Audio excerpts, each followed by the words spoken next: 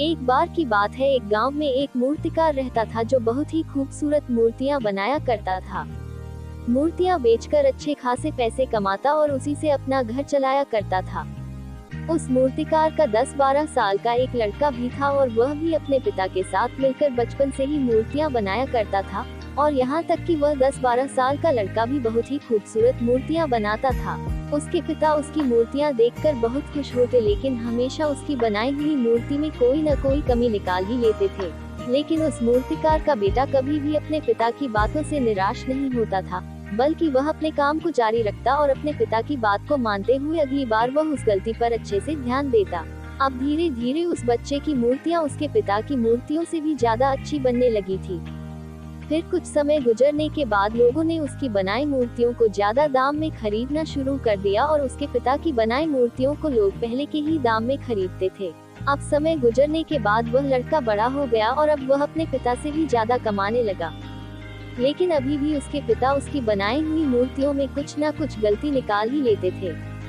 लेकिन अब उसके बेटे को ये बात अच्छी नहीं लगने लगी थी। एक दिन जब उसके पिता उसकी बनाई हुई मूर्ति में उसे गलती बता रहे थे, तभी लड़के ने गुस्से में अपने पिता से कहा कि आप मेरी बनाई हुई मूर्तियों में कमियां निकालते हैं, जैसे कि आप मुझसे भी अच्छे मूर्तिकार हैं। आपको पता है ना कि मेरी बनाई गई मूर्तियां आपकी मूर्तियों से कई ज्यादा दाम में बिकती है। इसका मतलब यह है कि मैं आपसे बेहतर और अच्छा मूर्तिकार हूं और अब मुझे लगता है कि मुझे आपके एडवाइस की कोई जरूरत नहीं है। मेरी मूर्तियां परफेक्ट होती है। इस दिन के बाद से उसके पिता ने उसे एडवाइस देना छोड़ दिया और अब वह अपने बेटे के काम में कोई भी गलती और कमी नहीं निकालते थे। कुछ दिनों तक लड़का अपनी मूर्तियां खुशी से बनाता रहा, लेकिन फिर कुछ समय बीतने के बाद उसे रियलाइज हुआ कि लोग अब उसके काम की इतनी तारीफ नहीं कर रहे हैं जितनी पहले करते थे, और इसी वजह से उसकी मूर्तियों की कीमत भी गिरने लगी थी। लड़के को इस बात की वजह समझ नहीं आई। उसे अपनी बनाई गई मूर्तियों में कोई भी कमी नजर नहीं आ रही थी, जिसे सुधारकर वह फिर से अपनी मूर्तियों के दाम को उठा सके। वह इस बात से बहुत परेशान हो गया और एक दिन वह अपने पिता के पास गया और उन्हें अपनी प्रॉब्लम बताने लगा। पिता ने उसकी पूरी बात सुनी और उसे कहा, मुझे पता था कि एक दिन ये तुम्हारे साथ जरूर होगा। ये सुनने के बाद बेटा हैरान हो गया और उसने कहा, क्या आपको पता था कि यह होने वाला है? पिता ने हाँ में सर हिलाया और कहा, क्योंकि यह मेरे साथ बहुत साल पहले हो चुका है। तभी लड़के ने कहा, फिर आपने मुझे ये चीज क्यों नहीं बताई?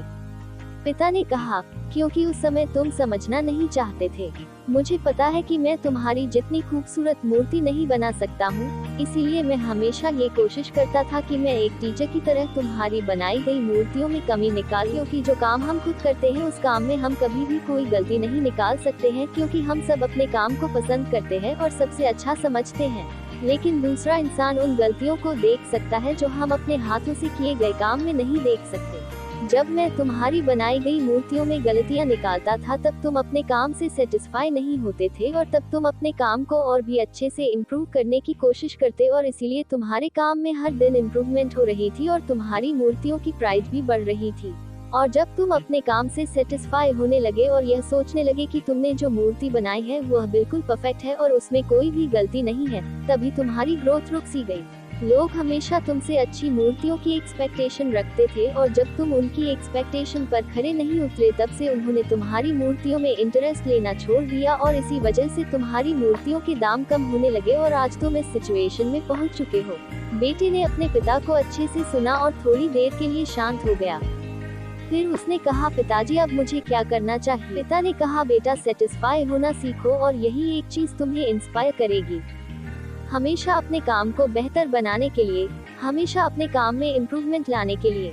अगर हम हमारी लाइफ में देखें तो हमें पता चलेगा कि जब हमें या हमारे काम को कोई क्रिटिसाइज करता है तो हम उसे गलत समझते हैं, लेकिन अगर हम इसे अच्छे से समझें तो हमें पता चलेगा कि जब कोई हमें क्रिटिसाइज करता है तो वह हमारे लिए गलत नहीं बल्कि हमारे लिए अपॉर्चुनिटी होती है। बस आपको इस चीज को पॉजिटिव में लेना पड़ेगा। जब आपको या आपके काम को कोई क्रिटिसाइज करता है तो उसे एक फीडबैक की तरह समझो और उस गलती को फिक्स करो और अपनी प्रोग्रेस की तरफ बढ़ते रहो। तभी आप अपने काम में इम्प्रूवमेंट के रास्ते पर लगे रहोगे। चाहे दुनिया का कोई भी काम हो, उसका कोई अंत नहीं होता। हम जितना सीखते जाएंगे उतना इम्प्रूव करते जाएंगे और इंसान तभी सीखता है जब वो गलतियां करता है।